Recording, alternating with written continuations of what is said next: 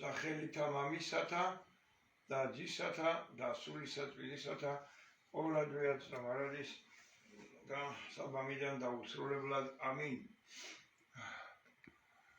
მინდა მოგახსენოთ შემდეგი დღეს გახლავთ 2 სექტემბერი ყველას ჩვენს მრევლს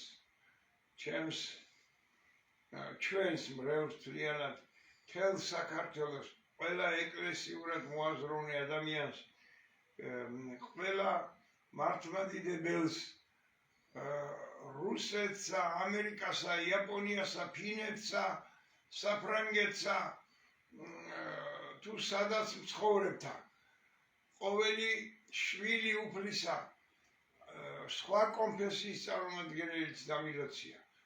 ეს არ ჩამითვალოთ ეკუმენისტურ გამოთქმაში, რადგან ადამიანის დალოცვა უფალს შეუძლია და თუ კი ჩვენ ვცდილობთ უფლის მიმდევრები დავირქვათ, მაშინ უნდა შევძლოთ ჩვენს. მათი დალოცვა ვუსურვოთ წარმატება, ვუსურვოთ სიკეთე, ვუსურვოთ განახლებული სულიერება უფალ იესო ქრისტეში.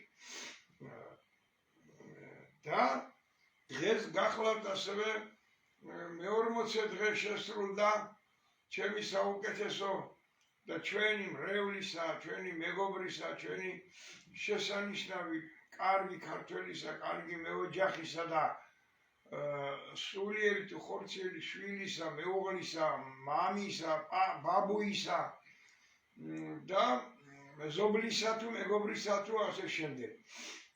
ვასილი, მონისაფტისა ვასილისი, სული გაანათლოს მისი ღმერთმა, დღეს აღესრულა მისი სულის 40 დღიანი მოგზაურობა დედამიწასა, სამოთხესა და ჯოჯოხეთს შორის, რომ მისმა სულმა შეიცნოს აქაური, იქაური,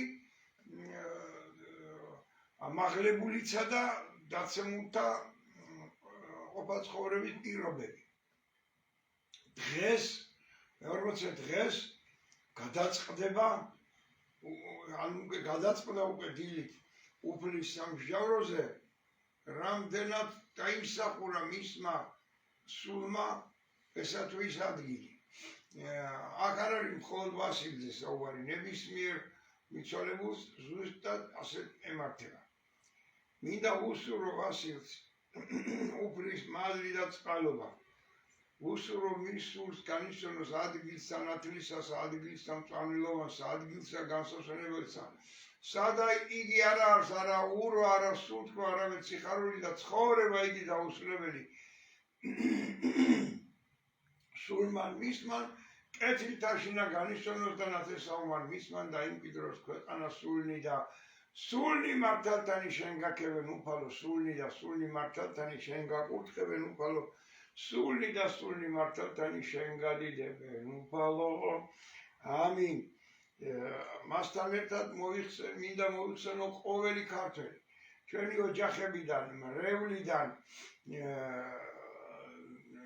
ეკლესიიდან, მთავარეპისკოპოსი იერემია, დეკანოზი ავთანდილი, ახლად შესვენებული დეკანოზი როსტომი, დეკანოზი ვაჟა, დიაკონი რაჟდენი და ყოველი მართლმადიდებლობით აღსრულებული ქრისტიანები.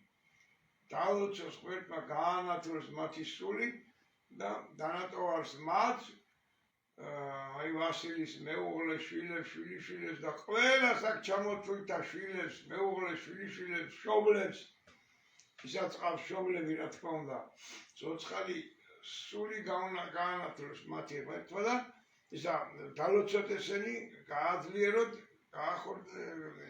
შეძლონ განხორციელება იმ სულიერ მოთხოვნათა, რისთვისაც ისინი დღეს ბრძანდებიან და უნდა იყონ გამსჭვალული ამით, რომ მიცვალებულის სულს აწი უფრო დიდი პატრონობაში და ვიცით ქართველებმა ჩვენ ამის თქვა.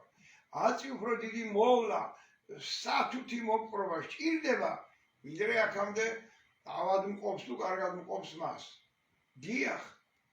დიახ, საქმე რაში გახლავთ, იცით? როდესაც ადამიანი კარგად არის, გვერდით არის, ის ამისთვის სტიმულსაც გაძლევს. ხან შეიძლება წყრომაც გამოიწვიოს, ან შენ გამოიწვიო, ან ის, მაგრამ ყოველდღე სტიმულს გაძლევს. მისი შენს გვერდით ყოფნით.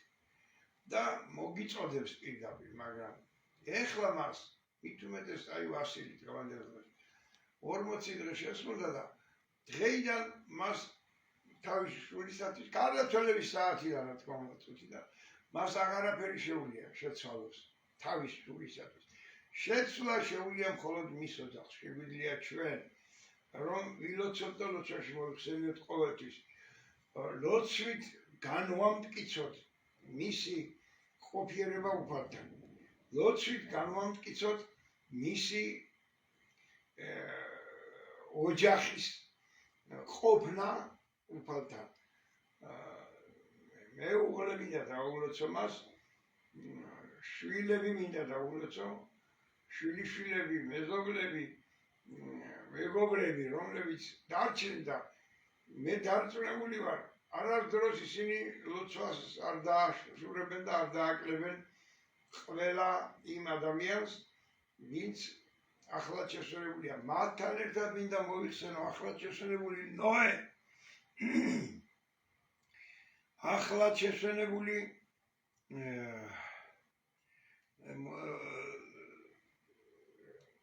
ყოველი ახლად შესვენებული მართლმადიდებელი ქრისტიანი მოიხსენოთ უფალმა ღმერთმასასწორისათვის და ყოველდღიას და მარადის და საბამიდან დაუსრულებლად ამ ახალ წლის ღამეს დღეს უბრალოდ ნება მივაძეთ ამ ასე ვთქვათ ნოტით არ დავამთავრო და მოუწოდო ყველა ქართველს განაახლოს მან ლოცვა სულ რამდენიმე დღე დარჩა მარხვის დასასრულამდე შობის წყინვალი დღესასწაული ახლოვდება და დღევანდელ დღესასწაულთან არიან მოსალოდნელ დღესასწაულთან დაკავშირებით მინდა მოგიწოდოთ ეკლესიებში მიდით.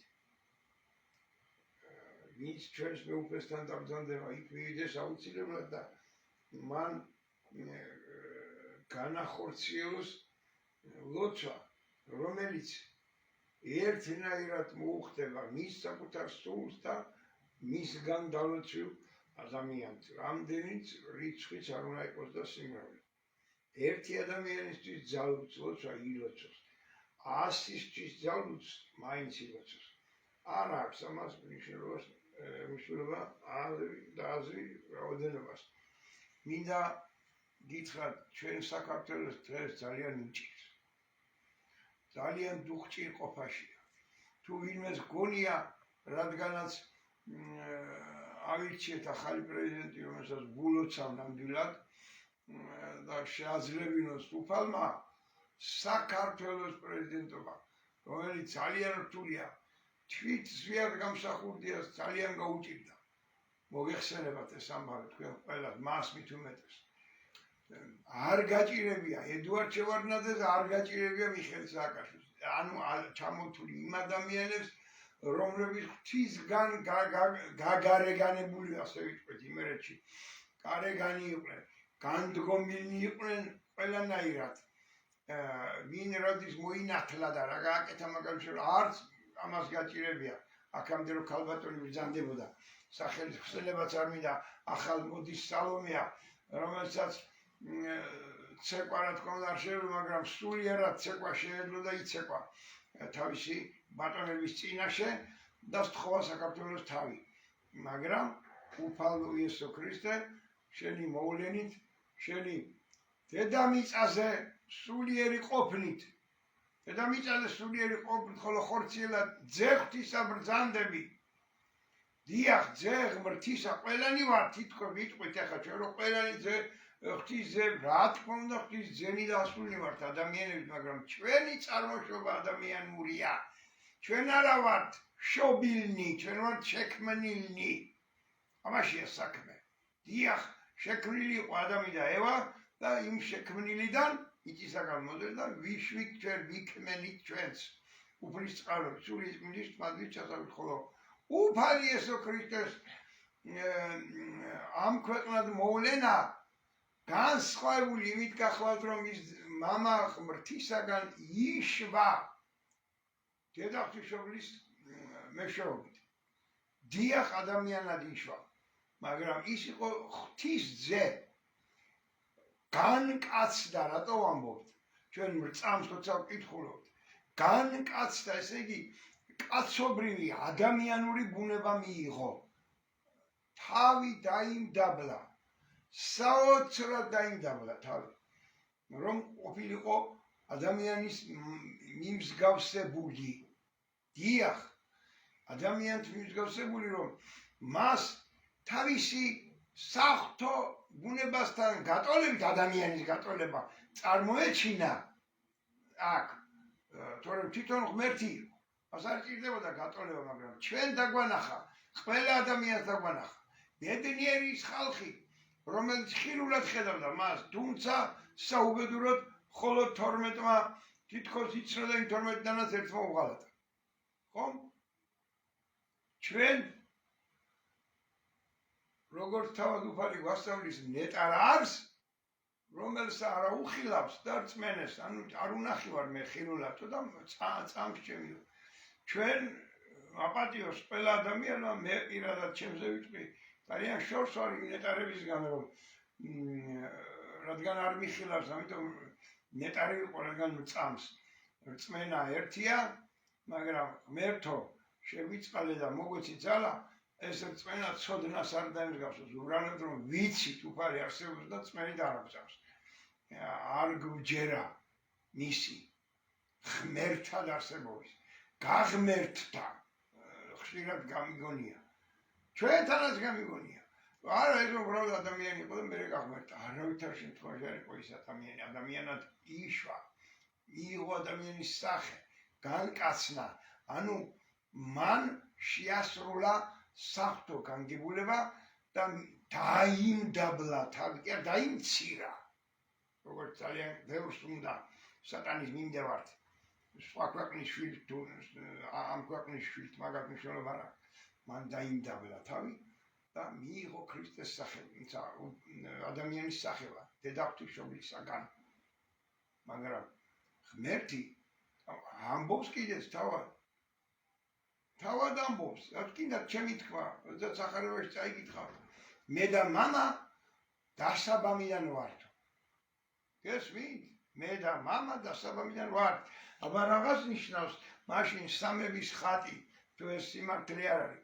აბა რაღაც ნიშნავს მაშინ იმ სამების ხატზე გამოსახული სამი ანგელოზი სახე, რომლებიც ერთმანეთს თითქოს ეკითხებიან, შენ თუ ხარ თანახმა, შენ თუ ხარ თანახმა, შენ როგორც იტყვი. ერთდროულად იკვეთება მათ სახებაში, დიახ, შენ როგორც იტყვი, ისე გადაწყდეს ერთმანეთის. ანუ თანხმობა. სიტყვები მამა ღმრთისა, შევქმნი ადამიანს, მე შევქმნიო. ხატ ადამიანს გავსადე ჩვენდა. ეს ჩვენი ის ეკუთვნოდა, თუ ისინი არ იყვნენ სულიწმინდის მადლი იქვე, მოხსენიებული და არ ყოფი, მარადიული და ასევე უფალი იესო ქრისტე. დიახ, ძე ღმრთისა. არა ჩვენ და გვარი, არამედ ჩვენი სახებით მობრძანებული.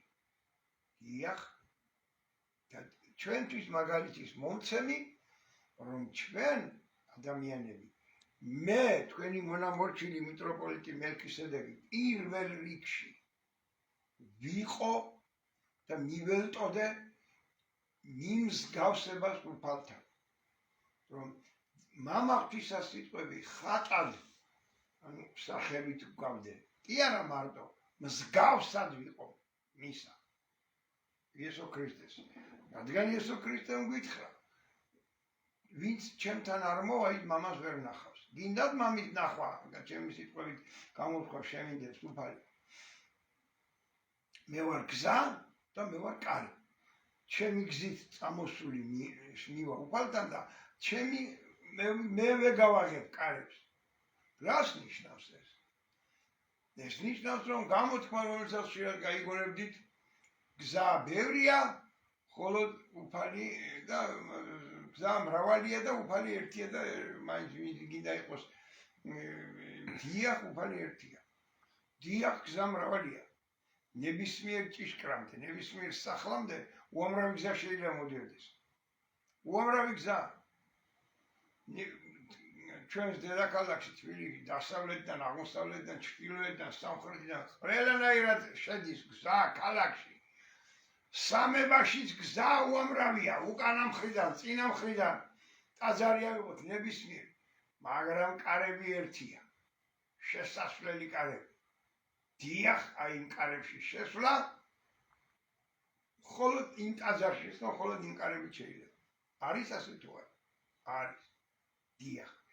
ასეა უფლისაც. 64 კარის. მამის ხივა მხოლოდ წმინდა ბერი გაბრიელი ბრძანებს. წმინდა ბერი გაბრიელი ბრძანებს სამი რამ გმართებს ადამიანს. სიყვარული, იმედი და სასვენება. ხო? სამი რამ. რწმენა, სიყვარული და იმედი. რწმენა მიგიყვანს ქრისტესთან. იმედი გაგიღებს კარებს. იმედი მიგიყვანს ქრისტესთან, რწმენა გაგიღებს კარებსო, პირიქით უკაცრავად შემცდა. იმედი მიგიყვანს ქრისტესთან. სასვენება რწმენა გაგიღებს კარებს, მაგრამ სიყვარული მამას ღმერთს განახებს. ყველაზე საფრუთი, ყველაზე ახლოს დგომი, ყველაზე თან სატარებელი სიყვარულია. თუ ადამიანის სიყვარული არ აქვს, რა საეკლესიო ხარისხშიც არ უნდა იყო. რა დიდი ჩვენი ტერმინით რო ვთქვა სტაჟი და მოქმედების ვადა არ უნდა გქონდეს. ყოველთვის ეცდები მოცემული ნაბიჯი სხვისი ამხილო. კი არა ამხილო. მოიშველიო ისათვის რომ საკუთარი მოაფარო მას. ხშირად გაიგონებდით ჩემგან, ვიცი ხოლმე შედარება, ყველა ცდილობს შენი ბუზი სპილოდ მოაჩვენოს საზოგადოებას, რათა ამ სპილოს თავისი საკუთარი სპილო მოაფაროს უკრიდან. მაგრამ ყოველთვის ავიწყდებათ ერთი რამ, რასაც მე ხშირად ვიშველიებ მამათა გამონათქვამს. როდესაც თითს გაიშვერ ადამიანისკენ, დააგვირდი ქვედა სამ თითს, რომელიც შენსკენ არის მოშვერილი. აი დააგვირდი, ბატონო. მოხედავთ. იქით მიშვერილი თითი და სამი ჩემსკენ იშვერს. სამჯერ, 4ჯერ, 100ჯერ და 1000ჯერ მეტი სიბინძურე შეიძლება იყოს ჩემში. და თუ მე ამ სიბინძურეს არ აღვიქვა, ვერს არ ვხმარო სიტყვას დააკვირდით. არ აღვიქვა. მაშინ ვცდილობ თქვენი ბუზის სპილო გადავაქციო, რომ ჩემი სპილო დავმალო. დაგლოცოთ უფალმა, გაგაძლიეროთ. ჩემს მასპინძლებს მე ქალაქ ბათუმში გახლავართ, მოგეხსენებათ, გავდივარ პონალობისა და რეაბილიტაციის კურსს და იმედი მაქვს, მალე ჩავდგები მწყობში. თუმცა დღეს 2 იანვარს არავითარი დღესასწაულის გამო და ან რაიმეს გამო.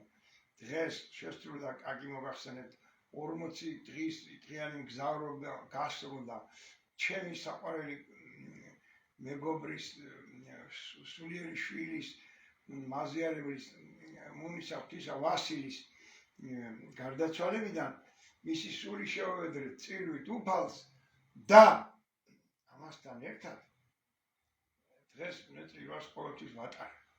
ვცდილობ ყოველ შემთხვევაში. სულ მარტოც რომ ვიყო, აუცილებლად ჭირდება ზიარება ცოდვათა აღიარებით.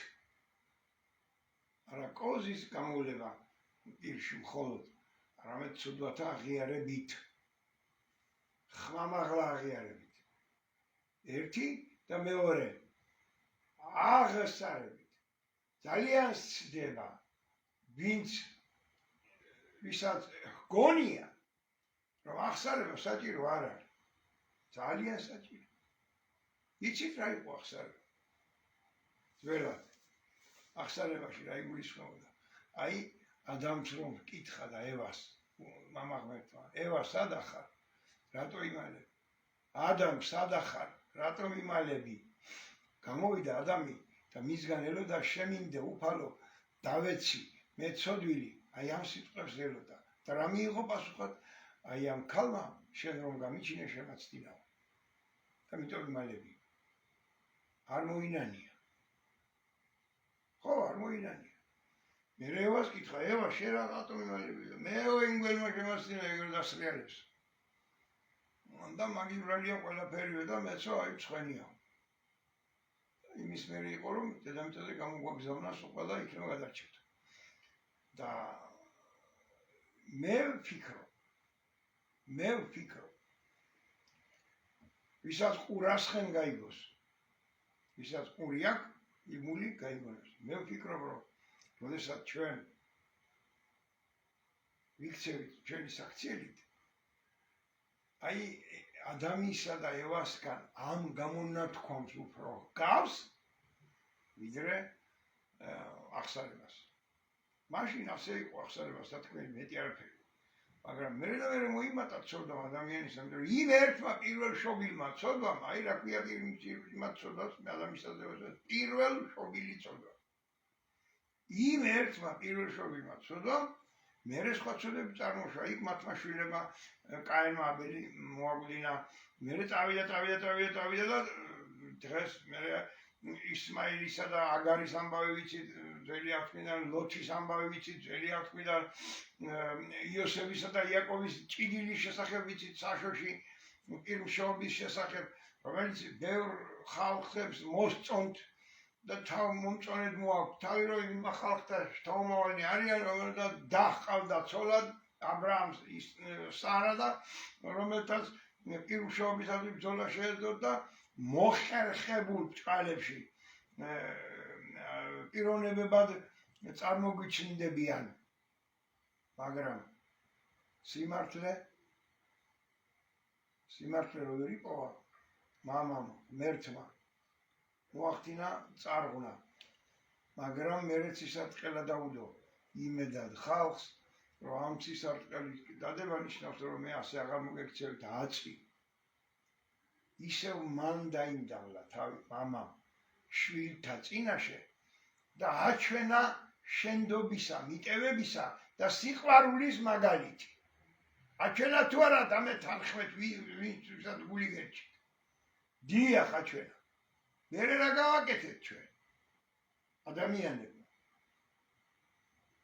აგარ მაშვა ისმაილი აბრაამისაგან ხო აგარ მარაქნა ისმაილის ბოღმა ჩაუდო გულში ხო მოდი ვთქვათ ბოღმა ჩაუდო გულში რომ შენ უფროსი ხარ ისააკზე და შენ გეკუთვნის პირმშობაო ის რაც მერე ისააკის ტყუპებმა განახორციელეს მუსეში იაკობმა და იოსებმა დიახ ბიბლიაში ყველაფერია მოცემული თუ მანამდე თუ მერე რა მოხდებოდა ის საქციელი რას გამოიწვევდა საომავლოდ და გამოიწვია ამ ტყუპების ტირი შეაცდინა მოატყვა და მოხერხებად ეთქვა და იმის შემდეგ ისმაელიტიანები ანუ ჩვენელი მუსულმანური სამყაროს ბევრი წარმომადგენელი ცდილობდა თავით პირმშობის დაბრუნებას ცდილობს უპირატესობის მოპოვებას და ამით გონებს რომ ის ამ უპირატესობის ფიზიკური უპირატესობის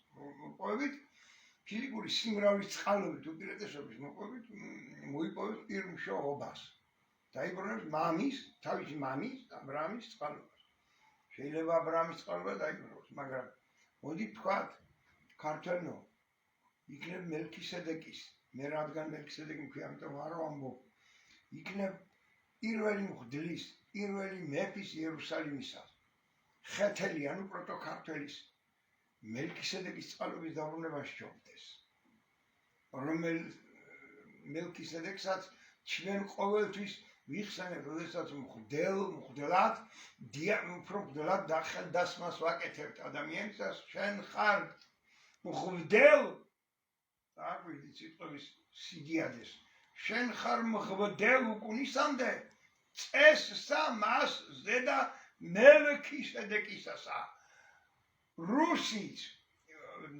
არაბიც ქრისტიანი რომელიც მდლად უნდა ეკურთხოს, ყველა ამას ამბობს.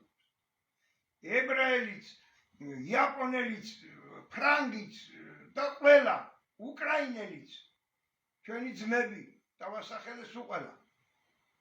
ბელარუსიც და რამე ვინც გნებავთ იყოს, ბერძენიც, ყველა მელქისედეკს ამბობს. დიახ, მაგალითი იყო ქართველთა სახება, პროტოქართველ გულისხმობ ხეთელთა სახება მთელი მსოფლიოსათვის.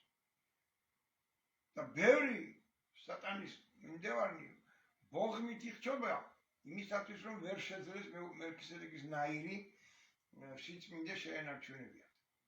დიახ, როდესაც 40 წლიანი უდაბნოში ტარების შემდეგ სულ არ ჭირდებოდა ეგვიპტიდან ხაზას გადავლით ისრაელამდე 40 წელი ტარებას. ებრაელთა განწმენდას, იქიდან გამოსული ტომის განწმენდას ჭირდებოდა 40 წელი. დიახ. და მივიდნენ ისუნავეს ძემ კითხვა გააგზავნა ჩემის სახით, რა თქმა უნდა. დამიცლით მამა ჩემის ქალაქსო, იერუსალიმსო, თუ ბრძოლით შემოვიჭრათ. ერთადერთი ტომი, 7 ტომთაგან, რომელიც იქ ცხოვრობდა, ქართველთა ტომა, შეკრება რომ მოიწვიეს, წარმოსთქვა შესაბამისი სიტყვა და მოუწოდა დანარჩენ ტომებს გასულიყვნენ იერუსალიმიდან და დაეთმოთ ებრაელთათვის. არა შიშით, არამედ მარცხენაში რომ გაგატყან, მარჯვენა მიუშვირეს პრინციპის. დიახ, ამ პრინციპით დატოვეს ჩემო ბატონო მათ იერუსალიმი. მერე ასეთივე ჩაიდინეს საბჭოთა გასაბჭოების დროს სხვათა შორის ღონელმა ქართველებმა ებრაელთათვის ცნობილი ეს ფაქტი, როდესაც სინაგოგის უძველეს ძველესი ოლში მდებარე უძველეს ძველესი სინაგოგის დანგრევა მოინდომეს კომუნისტებს, დანგრევა არა, უბრალოდ მასში რაღაცა თავის კლუბის ან რაიმეს განთავსება, შენობის გამოყენება. იქ აკვნები დახვდათ, დაწყობილი აკვნები ებრაელთა შვილები. არ ეყოფოდა ის სამკაციანი და ოთხკაციანი რაზმი იმის გამკლებას და წავიდა ის არ არის ცნობილი მისი გვარი. ხორაჯველი იქნებოდა უთივოთ, რა თქმა უნდა, ხაით ავიდა მაზრიდან და გაიქცა და დიდი რაზმი მოიყვანა, მაგრამ მის გაოცებას საზღვარი არ ჰქონდა, ტაძარი და ეზო სავსე იყო აკვნილი. ვისაც შვილი ბავშვი ყავდა იმ ონის რაიონში, მაშინ უცებ ყველა ქართველმა მიიყვანა თავის შვილი ბავშვი და აკვნით დადგაიკა. სხვერპლი შესწირა უფალს საკუთარი შვილი.